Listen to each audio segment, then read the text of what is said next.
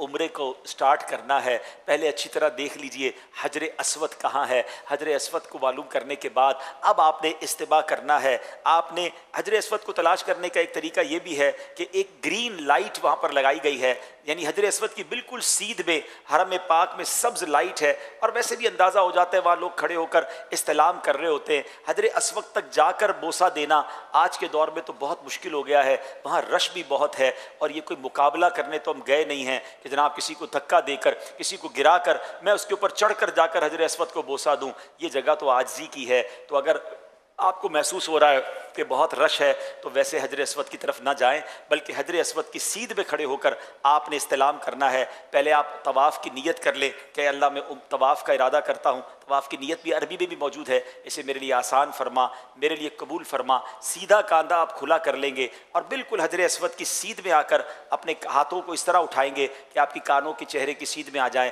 بسم اللہ والحمد للہ واللہ اکبر والصلاۃ والسلام علی رسول اللہ۔ آپ حجر اسود کی سیدھ میں کر کے اپنے ہاتھوں کو بوسہ دیں گے۔ جیسے ہی بوسہ دیں گے تھوڑا سا آپ رائٹ پر آئیں گے اور اب آپ ٹرن ہو جائیں گے۔ آپ کے بائیں طرف کعبہ ہونا چاہیے، لیفٹ ہینڈ کی طرف کعبہ ہو، اور اب آپ نے طواف شروع کرنا ہے۔ یاد رہے جو پہلے 3 چکر ہیں اس میں آپ نے رمل کرنا ہے۔ رمل کس کو کہتے ہیں؟ تھوڑا سا اکڑ کر چلنا۔ کچھ لوگ بڑا اچھل کود کر رہے ہوتے ہیں، ایسا نہیں کرنا ہے۔ آپ نے تھوڑا سا جس کو کہیں کہ اپنے کاندھوں کو چوڑا کر کے تیز تیز چلنا ہے، اور اس میں آپ نے اپنے جو پنجے ہیں اس کے بل چلنا ہے۔ اور یہ اس زمانے میں جب کفار ہوا کرتے تھے تو مسلمان ان پر ایک روب ڈالنے کے لیے اس طرح کیا کرتے تھے۔ تو پہلے 3 چکر میں رمل ہے، یہ یاد رکھیے گا، وہ بھی مردوں کے لیے ہے، خواتین کے لیے نہیں ہے۔ اور اگر بہت رش ہے، آپ کو لگتا ہے میں رمل کروں گا اور لوگوں کو تکلیف ہوگی، ٹکر ہو جائے گی، تو پھر آپ نارمل چلیں گے۔ ہاں اگر رمل کرنے کے لیے آپ تھوڑا کعبے کے دور ہو جائیں نا، تھوڑا سا لانگ آپ چکر کر لیں، تو پھر آپ کا رمل بھی ہو جائے گا، تو اس سنت کو بھی ادا کریں۔ کچھ لوگ یہ بھول جاتے ہیں، 3 چکر رمل کرنے کے بعد وہ پھر کاندھا چھپا لیتے ہیں، تو ایسا نہیں ہے۔ چکر پہلے طواف کے 3 چکر میں رمل ہے، مگر جو استباء ہے یعنی کاندھا کھلا کرنا ہے، یہ 7 چکر میں آپ نے کھلا رکھنا ہے۔ تو ہر بار آپ جب حجر اسود پر پہنچیں گے پھر آپ نے جو ہے وہ استلام کرنا ہے، اپنے ہاتھوں کو چومنا ہے، اور پھر اس کے بعد آپ نے چکر کرنا ہے۔ استلام 8 ہوں گے اور چکر 7 ہوں گے۔ طواف کی تسبیح 7 رکھیں، کیونکہ بعض اوقات انسان چکر بھول جاتا ہے، تو طواف کی تسبیح ہوگی تو آپ کو چکر یاد رہیں گے۔ اگر کچھ وظائف باندھ لیں کہ میں نے پہلے چکر میں یہ پڑھنا ہے، دوسرے میں یہ پڑھنا ہے، اور اس کی عادت بن جائے گی، تو پھر آپ کو چکر بھولنا جو ہے وہ مشکل ہو جائے گا۔ اچھا جیسے طواف کمپلیٹ ہوگا تو آپ نے سیدھا کاندھا پھر جو ہے، اب چونکہ نوافل پڑھنے تو آپ نے اس کو ڈھک لینا ہے۔ اچھا اب نوافل جو پڑھنے ہیں اس میں یہ آپ نے ضرور دیکھنا ہوگا کہ کوئی مکروہ وقت تو نہیں ہے۔ اگر جب نماز نہیں پڑھ سکتے تو اس وقت آپ نوافل پھر نہ پڑھیں، آپ بعد میں پڑھ لیں گے، مگر یہ نوافل پڑھنے ضرور ہیں، ٹھیک ہے۔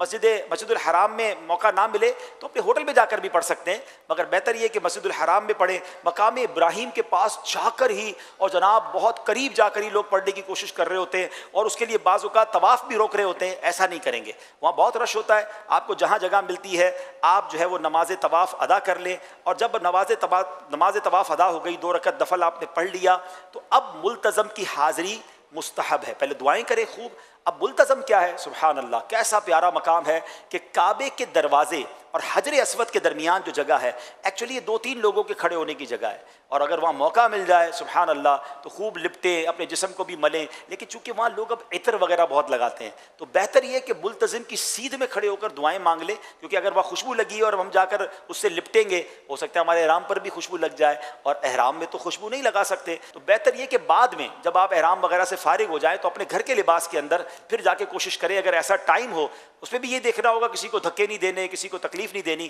اگر تکلیف دیے بغیر آپ ملتزم سے لپٹ سکتے ہیں تو سبحان اللہ، یہ تو نبی پاک علیہ الصلوۃ والسلام کا انداز ہے کہ آقا نے اپنے چہرے کو لگایا، صحابہ یہاں آنسو بہایا کرتے تھے، تو آپ نے وہاں پر خوب دعائیں کرنی ہیں۔ ملتزم کی دعائیں بھی الحمدللہ رفیق الحرمین میں لکھی ہیں کہ وہاں کیا دعائیں کرنی ہیں۔ اس کے بعد پھر آپ نے جب ملتزم سے دعا وغیرہ سے فارغ ہو جائیں تو اب آپ آئیں زمزم شریف پینے کے لیے۔ سبحان اللہ، پہلے تو زمزم کا کنواں ہوتا تھا، اب وہاں پر کولر لگا دیے گئے، تو آپ کولرز کے پاس آ جائیں اور وہاں کر آپ زمزم پئیں۔ اور سبحان اللہ، زمزم کی تو کیا بات ہے کہ نبی پاک علیہ الصلوۃ والسلام فرماتے ہیں ہمارے اور منافقین کے درمیان فرق ہے کہ وہ زمزم پیٹ بھر کر نہیں پیتے، تو زمزم پئیں، دبا کے پئیں، آئے ہائے، اور کعبے کو دیکھ کر تو زمزم پینے کا مزہ ہے، اس کا مزہ ہی اور ہے۔ بہرحال میرے پیارے اسلامی بھائیو، اب آپ فارغ ہو گئے، طواف سے، اب اگر تھکیں تو تھوڑا سا مزید حرم میں بیٹھ جائیں، اور فریش فیل کر رہے ہیں تو اب آپ صفا مروہ کی سعی کے لیے جائیں گے۔ صفا کا بورڈ لگا ہوا ہوتا ہے سعی کا، وہاں چلے جائیں، صفا پہ کھڑے ہو کر سعی کی نیت کریں گے، نیت کتاب میں موجود ہے۔ اس کے بعد آپ نے وہاں پر دعائیں کرنی ہیں۔ بہتر یہ کہ 25 قرآن پاک کی آیات جتنی دیر میں تلاوت ہوتی ہے اتنی دیر دعائیں کریں، یہ خاص دعاؤں کی قبولیت کا وقت ہے۔ اب صفا سے مروہ جو ہے آپ نے سعی کرنی ہے۔ بہتر تو یہ ہے کہ اگر آپ کو موقع مل جائے کہ بیسمنٹ میں جہاں پرانی حدود اربع کے مطابق سعی ہے، اگر وہاں آپ کو موقع مل جائے تو وہاں جا کے سعی کریں تو وہ زیادہ ماشاءاللہ بہتر ہو جائے گا۔ صفا سے مروہ ایک چکر ہے، مروہ سے صفا دوسرا چکر ہے، پھر صفا سے مروہ تیسرا چکر ہے، مروہ سے صفا چوتھا چکر ہے، یعنی یہ 7 چکر پورے مروہ پر جا کر ہوں گے۔ شروع صفا سے ہوگا اور ختم کہاں ہوگا؟ مروہ پر۔ کچھ بیچارے حاجی سمجھتے ہیں کہ صفا سے شروع ہوا ہے تو واپس صفا پر آئیں گے تو ایک چکر پورا ہوگا، تو وہ 14 چکر کر لیتے ہیں، یعنی صفا سے مروہ، مروہ سے صفا کہتے ہیں اب ایک پورا ہوا، اب صفا سے مروہ، پھر مروہ سے صفا، تو 14 چکر میں بعض اوقات وہ تھک بھی بہت جاتے ہیں اور پھر گھبراتے بھی بہت ہیں۔ تو ایسا نہیں ہے، بہتر تو یہ کہ باوضو سعی کریں، لیکن بے وضو بھی سعی ہو سکتی ہے، بے وضو طواف نہیں ہو سکتا، یہ یاد رکھیے گا، ٹھیک ہے۔ اچھا، اب آپ نے صفا مروہ کی سعی کرنی ہے، اس میں ایک خوبصورت چیز آپ نے یہ دیکھنی ہے کہ میلین اخضرین، گرین لائٹس آئیں گی تو وہاں آپ نے دوڑنا ہے، مردوں نے دوڑنا ہے، مگر اس دوڑنے میں بھی یہ خیال رکھنا ہے کہ احرام بھی سنبھلے، بے پردگی بھی نہ ہو اور کسی کو تکلیف بھی نہ ہو۔ رش ہے تو پھر آپ نارمل چال سے چلیں، آپ کو لگ رہا ہے جگہ ہے تو آپ دوڑیں گے، مگر مرد دوڑیں گے، خواتین اسلامی بہنیں نہیں دوڑیں گی۔ تو اب آپ جب 7 چکر پورے کر لیں گے تو سبحان اللہ اب آپ کا عمرہ کمپلیٹ ہو گیا ہے۔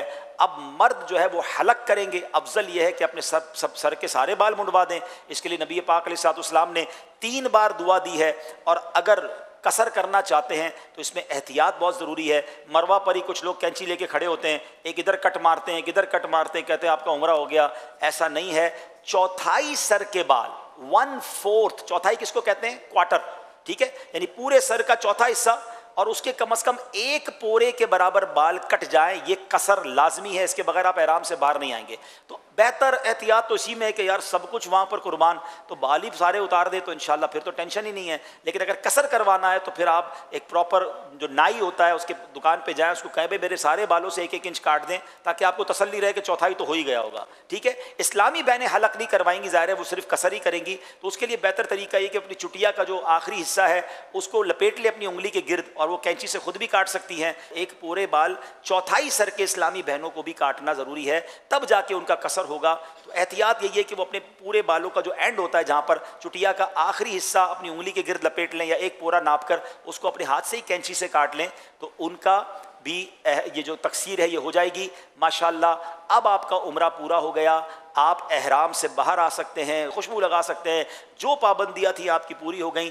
ٹوٹل عمرہ میکسیمم 1.5-2 گھنٹے میں ہو جاتا ہے، بہت رش ہو تو 3 گھنٹے میں ہو جاتا ہے، کوئی بہت بڑا یہ ایونٹ نہیں ہے۔ ہاں، دعائیں کرتے کرتے، جھومتے ہوئے، اشک بہاتے ہوئے کریں اور اس کو انجوائے کریں، اس کو پریشر میں نہ لیں۔ اب اس کے بعد آپ اپنے ہوٹل آ جائیں، اب آپ آرام کریں، غسل کریں، نمازوں کی پابندی کرتے رہیں۔